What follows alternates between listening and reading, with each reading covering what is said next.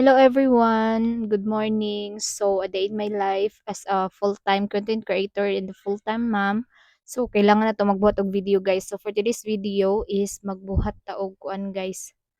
Hotdog din but nga na tog harina. So, magluto ta guys.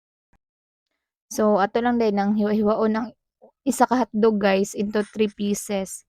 So, tulo ra kung giko ang hotdog guys kay duha ra man pud mi mukaon na sa akong bana and butangan na to siya harina guys and gitimplahan ako dira ang harina og 3 ka kutsara na asukal. Then butangan na to siya og tubig. So, bana-bananon na pud nato guys iyahang ang pagbutang og tubig kay basig basa ra kaayo guys. So dinha guys kay need pa nato na siya butangan og tubig kay wala pa nato nakuha iyang kuan guys kanang lapot. So inana guys na kuan dili kay siya ingon basa, dili pud kayo siya ingong kuan kanang uga. Na inana na siya kalapot guys. Na siya then dira nato ibutang ato ang hotdog.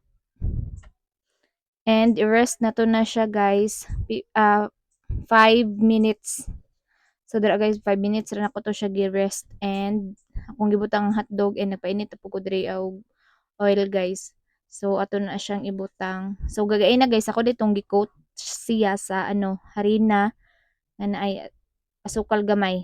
And ibutang na nato siya sa kuan guys kanang kuan karahay. Painit man ko daan dira og kuan guys kanang oil. So motog ato na siyang gibutang. So ato na siyang prito guys. So, kapag mag-golden brown na siya guys, pwede na nato na siya kuhaon and ready to serve na.